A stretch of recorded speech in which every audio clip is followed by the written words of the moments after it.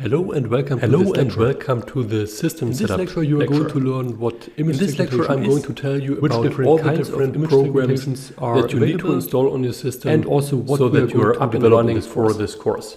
So let's get started. So let's spend some minutes let's take a look at some general setup.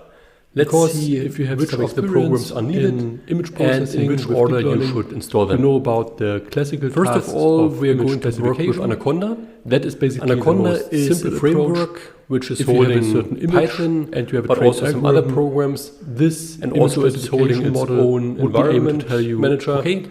So these are the reasons why we are using Anaconda. So there is a class label provided for the complete image. And then we are coding with the next level of Studio Code. Complexity is that is my preferred editor. This kind of techniques once we are available the first lectures can help you see to why I like this program so much for the complete image. And then I also touched on it for the region that is actually the environment manager in this image, which is so where image Anaconda can tell you what we are going to use Conda to create an environment which is holding the right Python version is on an image and all the right, and then it's putting some bounding the right versions.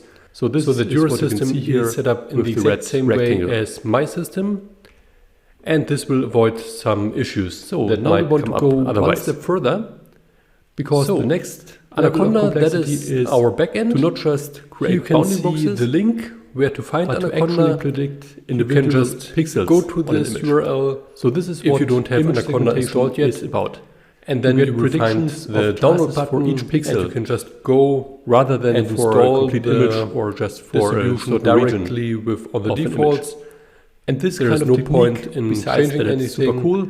And it's really having some business impact because it's really heavy. Use it for after everything is fields extracted, for example, on your hard drive for medical imaging. But eventually it will be done processing. And then you have the backend autonomous driving. That's actually and you can see some example. You have some ground truth image at the left hand side, and then an example of semantic segmentation, and where you can once see you have installed different objects in the image.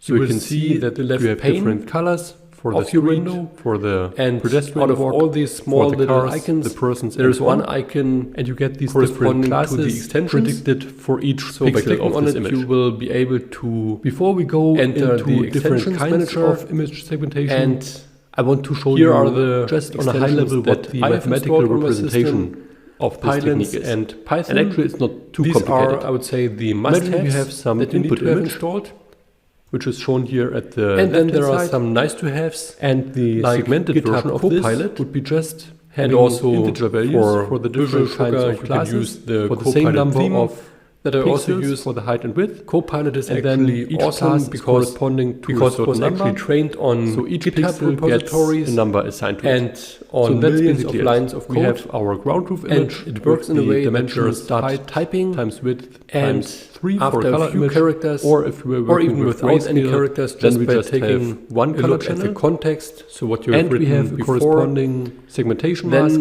GitHub, which is having the same, providing you with some number of horizontal and vertical pixels. What should be the next characters? One channel, and it is surprisingly good to the mask. So once you have used it, you could also imagine it like this. I will guarantee you, so instead of you having just keep one with it, because it's really making your life much easier. So the dimension would be now height times width times 5, because we have 5 different environment here. And then in the Conda environment is bundling the Python binary that I used for creating the videos, but also all the packages visible with the exact same corresponding number.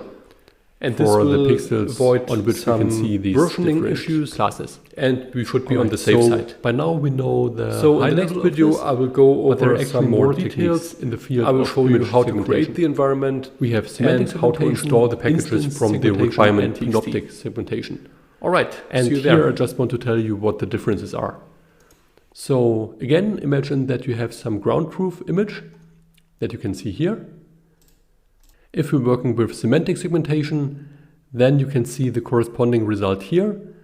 We have the different objects, like the different cars in a certain color, and the street and the persons, but actually you cannot differentiate any of these cars. So basically, all the cars are overlapping and they are considered to be just of the class car. Similar for the persons. So there are many different instances of persons which you cannot differentiate you just get the prediction on this class, which is person. And to overcome this, because in certain cases it's important to not just be able to predict stuff, but also to predict individual things. And for this we have instance segmentation. And here you can see the same image. And now with instance segmentation, you can see there are actually different colors for the different cars. So it's not just predicting each of these cars, and then we have overlapping pixels of all these different objects. Actually now we have many different colors corresponding to the conclusion that the algorithm is able to predict the individual instances of these classes. And similar for the persons. And then we have the last type of technique in this field, which is panoptic segmentation, which is bringing in the best of both worlds. Here each pixel gets a label, and with this individual objects are predicted and also separated, as well as that you can see general stuff in this image. So these are the three different kinds of techniques in the field of image segmentation. And now I'm going to show you what we are going to develop in this course. We are going to work with a dataset on satellite images, and these satellite images are consisting of 6 different classes. So on these images you can see buildings, land, roads, vegetations, water, and then there's a residual class called unlabeled. So for example, we have some input image like this, and we have some true mask which is provided. So here you can see then with the different colors, the different types of objects. And we are using these 2 different inputs, the input images and the true masks, to train a neural network. So we are training our own semantic segmentation network, so that in the end we are able to take a new image and we apply our trained algorithm, our trained model, and we get as a result our predicted mask. And to me, this is one of the most impressive techniques in the field of deep learning. And it's really fun to implement this and to find out how all this works.